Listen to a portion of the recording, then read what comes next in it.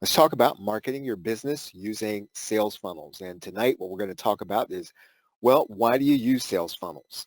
And this is not necessarily something that is well known. So we're going to go into that. We are going to talk about how you want to think about sales funnels, regardless of what it is that you're trying to do. We do want to talk about this from the perspective of information marketing, of course.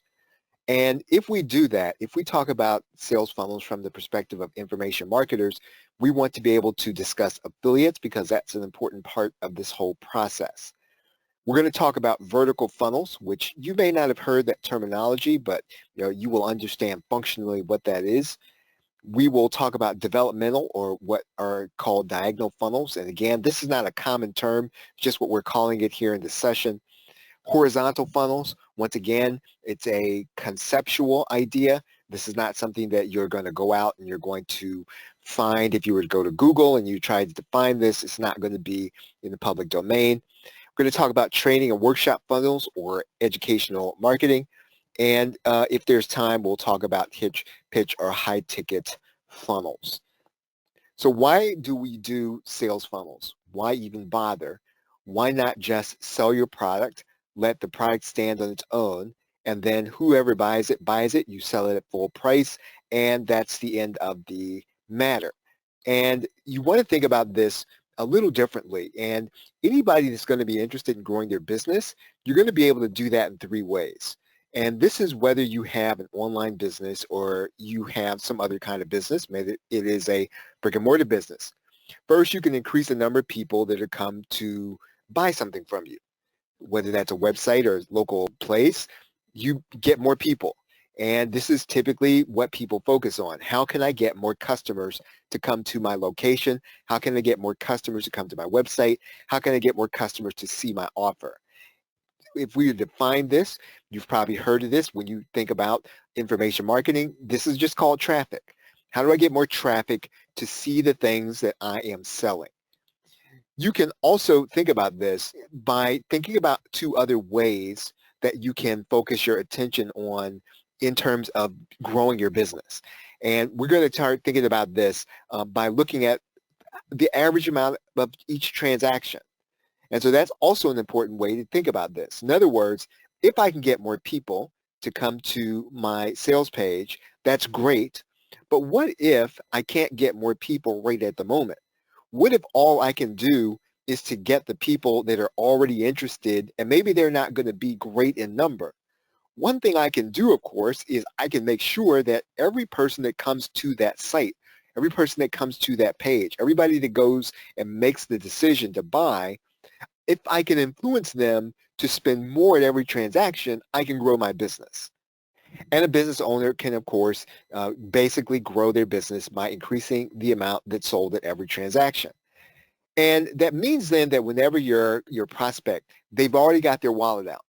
So this is when you want to make sure that you pitch them.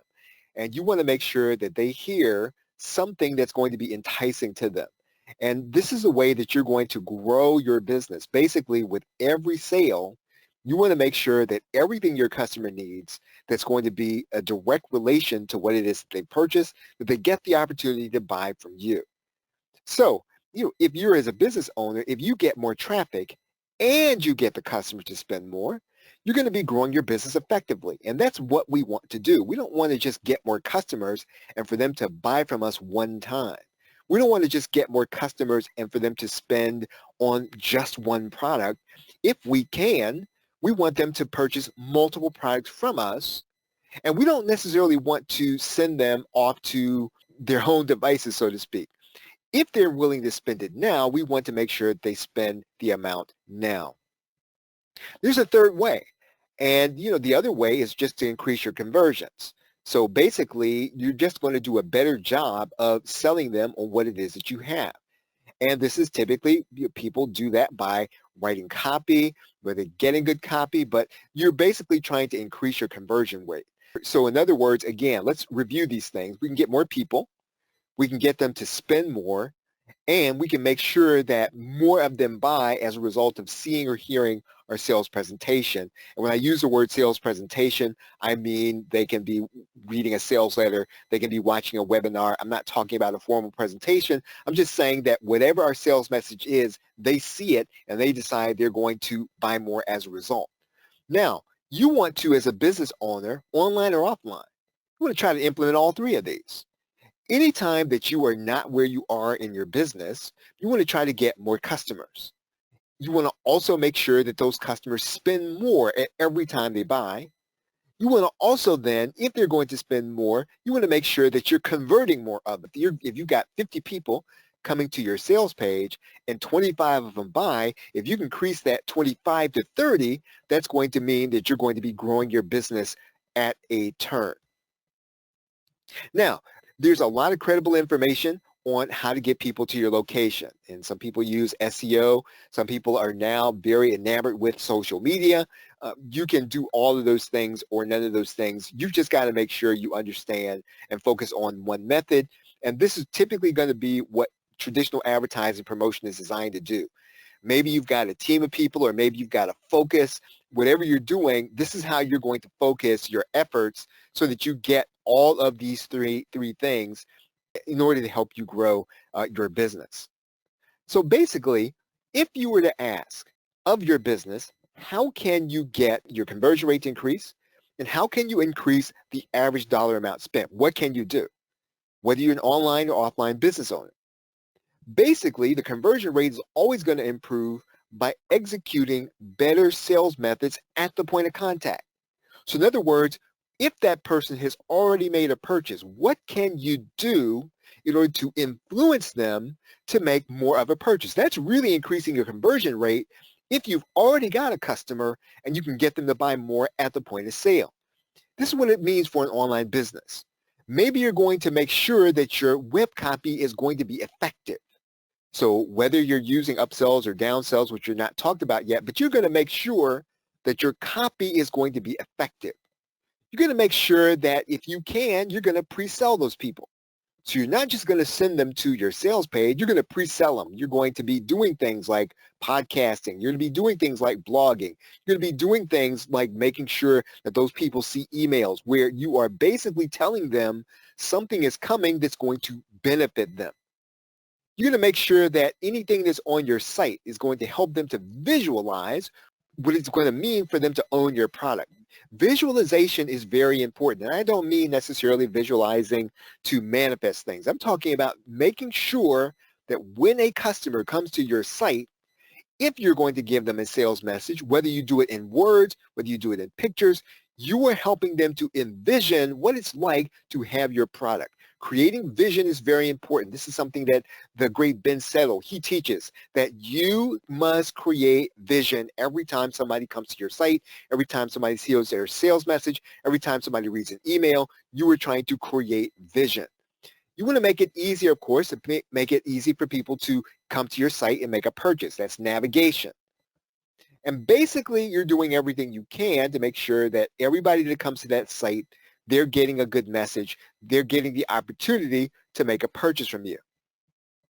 And of course, we're trying to put these people, if we can, if they're not ready to buy right then, we want to put them in some kind of contact database. We want to make sure that we're building our email marketing list.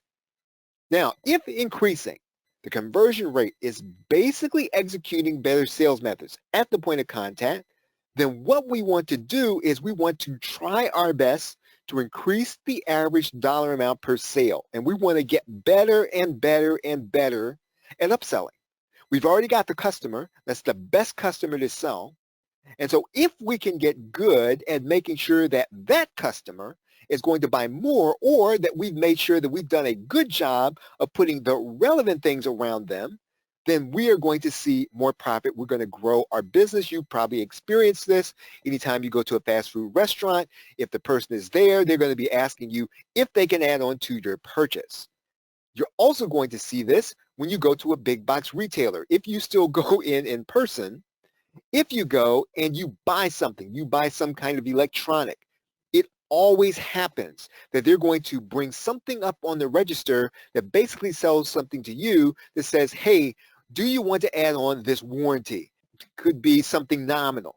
What they're doing, of course, is they're basically upselling you. They're trying to make sure that there's going to be more profit at every transaction. You've got to do the same thing.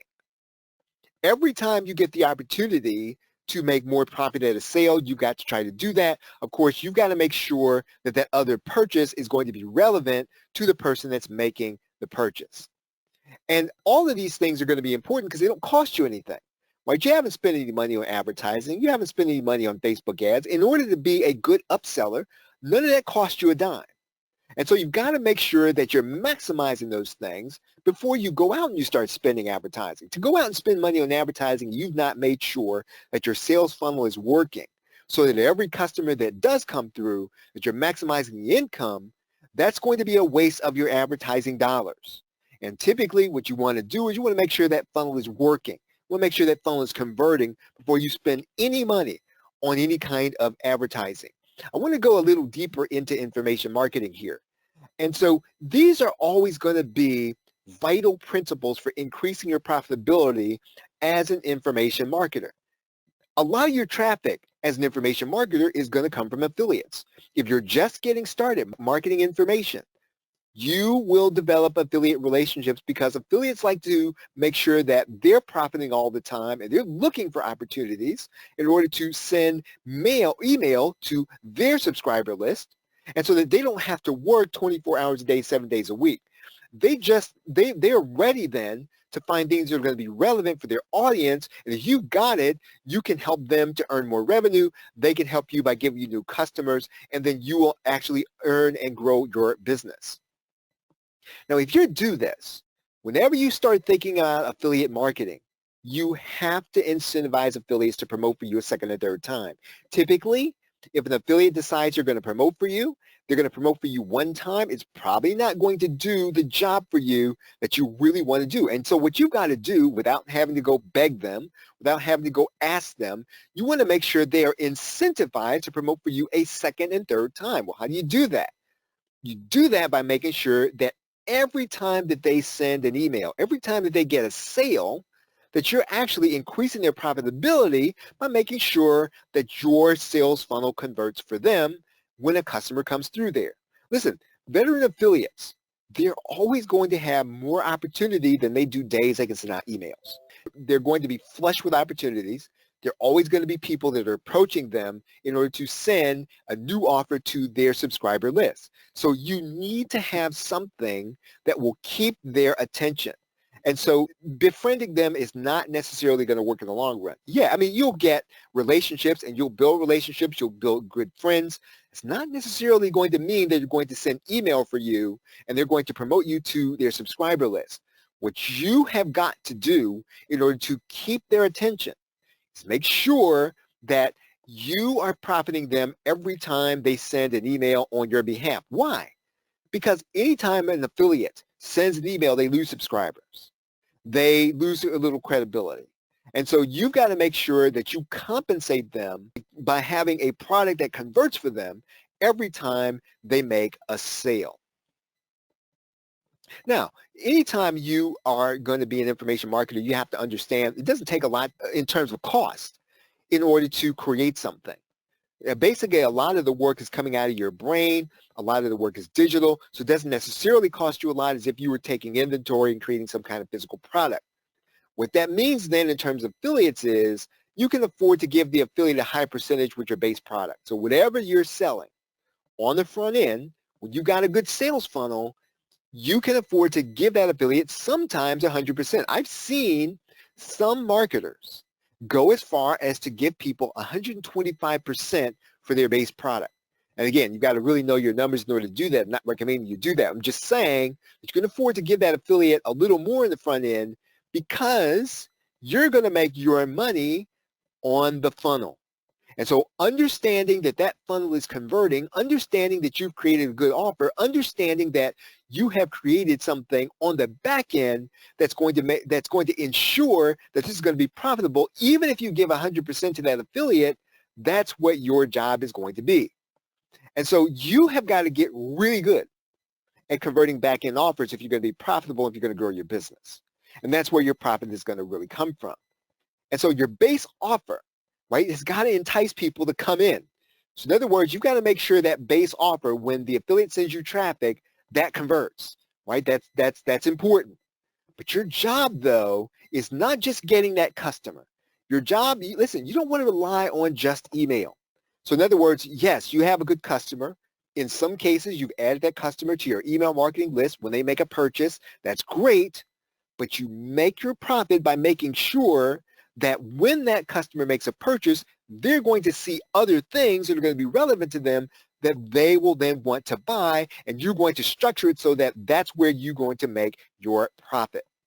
Let's talk about some sales funnel science. Now, if you're going to grow your profits, you've got to spend your efforts in two directions. You got to get new customers, and you got to get your existing customers to buy more. That's just what we just talked about. And so if you're going to maximize profits with your new customers, right, you need to be able to use what are called vertical funnels. And again, remember, vertical funnels, it's not a formal term. It's just what we're using just for this session. Now, when you do this, you can do this with your existing customers, but if a customer has already proven to you by making a purchase, right, you also want to offer them some kind of horizontal funnel where they can buy something else that's going to be like it. You want to use together vertical and horizontal funnels to maximize your profits. And we're going to get into that, as we go here.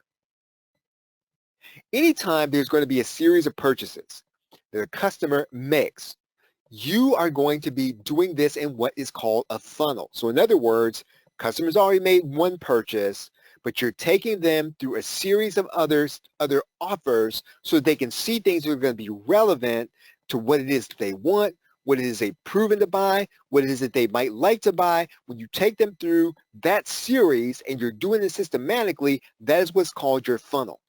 And so the idea behind a funnel is that it's going to be wide at the top. In other words, you're going to get a lot of people to buy your first offer, right? That's where the biggest number of people are going to make the purchase because that's where you're going to spend the least amount of money. It's always going to get narrower as it goes down to the end of the funnel. So again, you're not going to get 100% of your buyers to take you up on an upsell. So that's why it's a funnel, wide at the top, narrower as you get toward the bottom.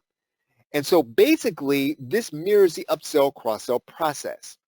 In other words, typically at the top of the funnel, you're going to have lower dollar amounts and price points. That's where you're going to find the most of the people. As you start to move people down, you're going to find then that there are going to be fewer people, but you're also going to find then that that's where your more profitable offers are going to be if you're structuring your funnel correctly. Again, there are people who are opposed to building funnels, and I understand that. However, when you have a customer, if that customer is going to end up buying something from you, all you're doing is you're saying to the customer, you can accelerate the process by buying it here and buying it with me now. Let's talk about vertical funnels. A funnel is typically going to be vertical, and this is where all the rising price points are going to happen at the point of sale. So in other words, a customer comes and buys paper.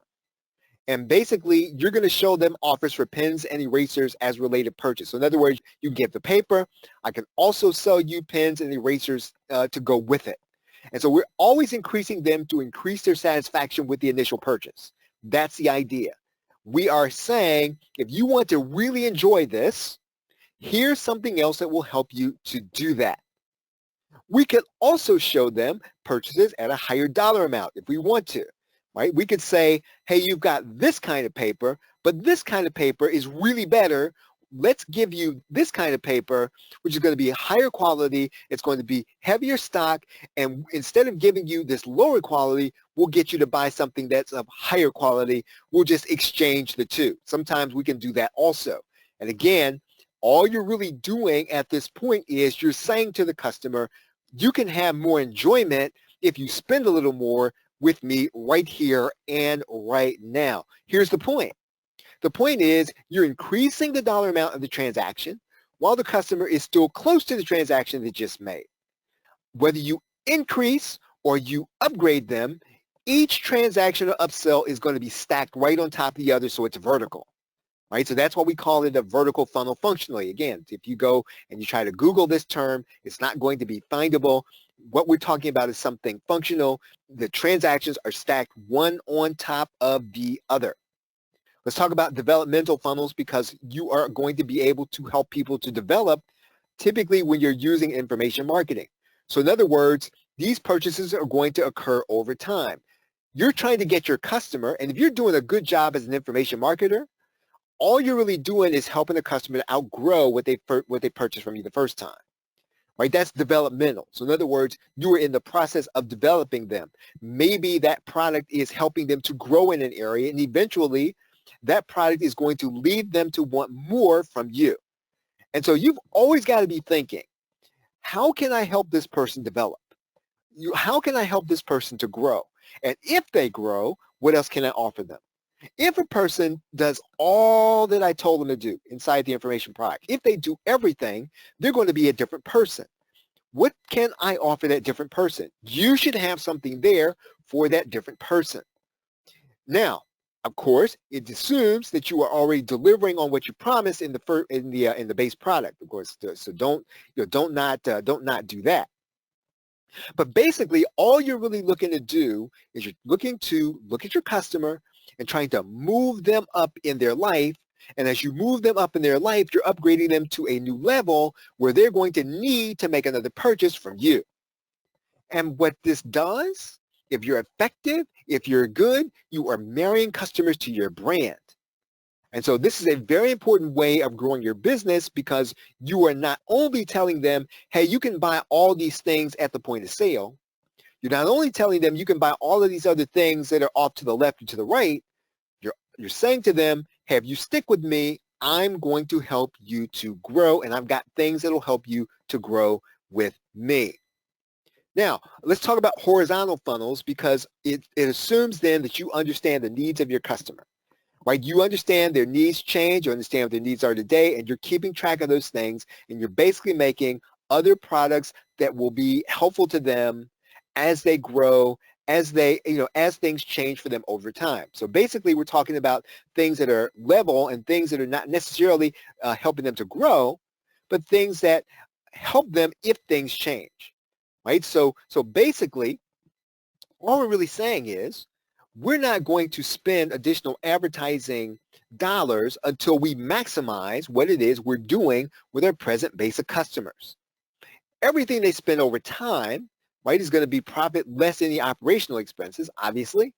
So what we're trying to do is at every transaction, we're looking to maximize the dollar amount they spend and maximize our profit. I do want to talk about the basic information marketing funnel. Now, again, you're going to change this. You're going to vary this, but this is the basic. These are the classic ideas that you want to consider when you start talking about building an information marketing funnel. They're typically going to be vertical, right? Now, again, you probably do have developmental funnels. You probably do have other things, but we're typically talking about a vertical transaction, just so you'll know. So we're talking about the transactions that are stacked on top of one another.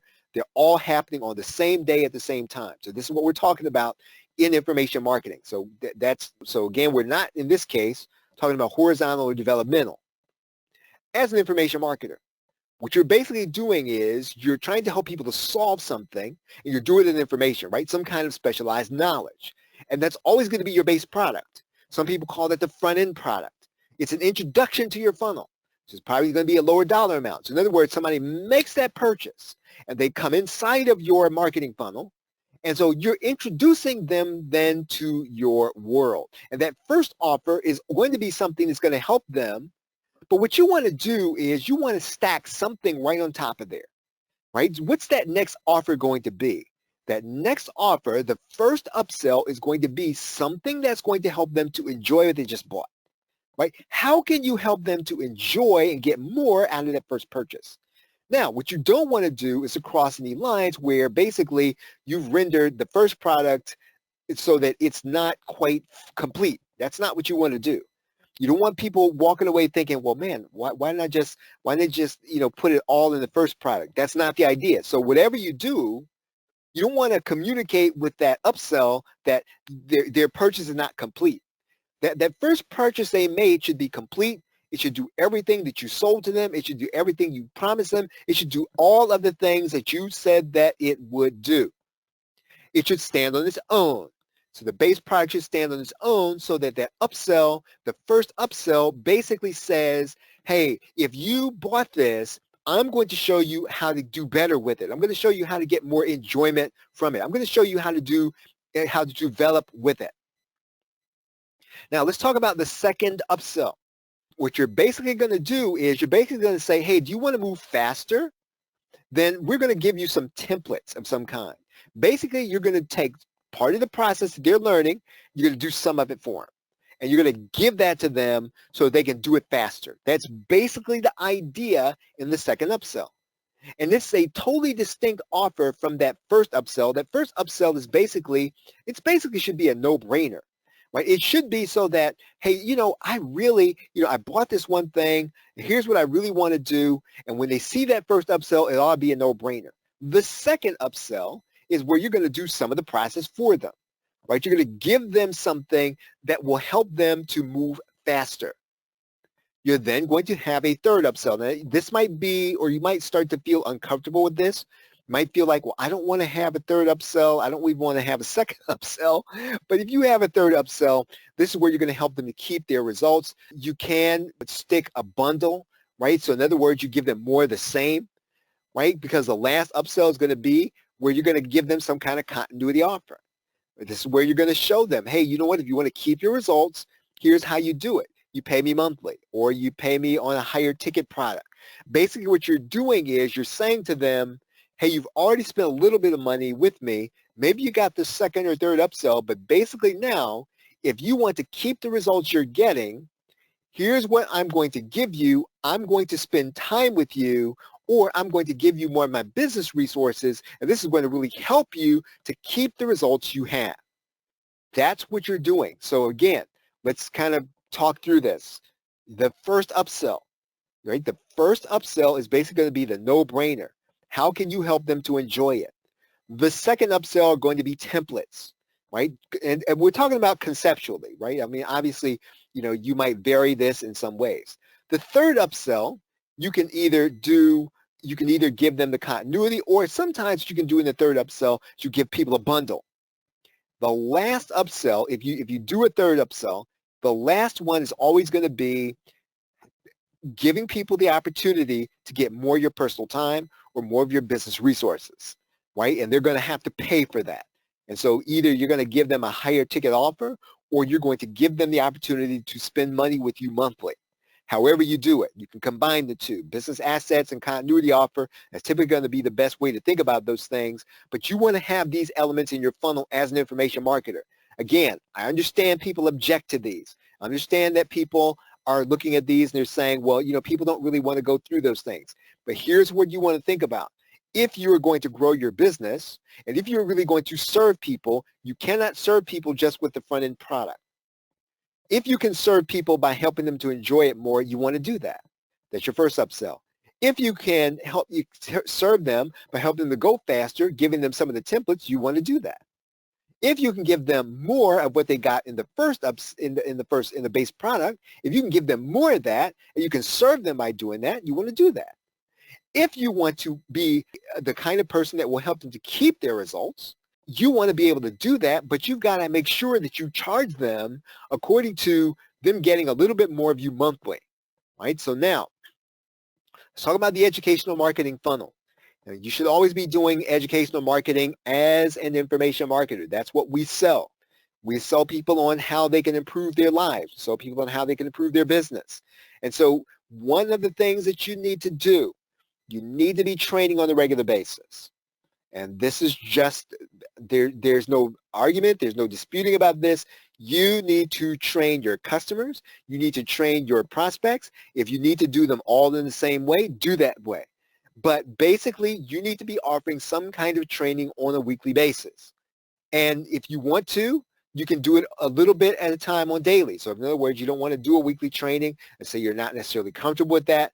You can do a 5 or 10-minute video or something on a daily basis. That's about the same as if you were going to do some kind of weekly training. It really doesn't matter as long as you're going to be consistent and you're going to be exposing people and teaching them to new principles and teaching people how to be a good customer by showing them the products and services you have that will help them. You got to do that on a regular basis. That's your funnel. Now, it's not necessarily called a funnel, but it is a funnel because what you're doing is you're bringing people onto a place where you're going to help them. And every time you do that, you're going to show them something new that'll help them. The only way this works is you got to be consistent. If you decide to do daily videos, then do them. Do them every day. If you're going to do a weekly session, do it every week. Same time, same place every week. This is the way that you're going to monetize your existing customers. And so you also need to make sure that you stay top of mind, that you're providing value for them even after their purchase. Now, I will say this, as an information marketer, it's important to say this. This is not blogging or podcasting or doing a video channel. This is in addition to that. So, you can obviously put all your training on your video channel. That's fine. You can put all your training on your blog. That's fine. You can repurpose it into a podcast. That's fine. But you must train on a weekly basis. You've got to show people how to be good customers. How do they be good customers? They make the most of what you've given them. How do they make the most of what you've given them? They take the steps that you tell them. And then when they do that, they're going to need more from you. Right? That's the way you approach that. Contact database, your email marketing list is a funnel. Right? You may not look at it that way, but it is. You need to look at your contact database as a funnel of its own.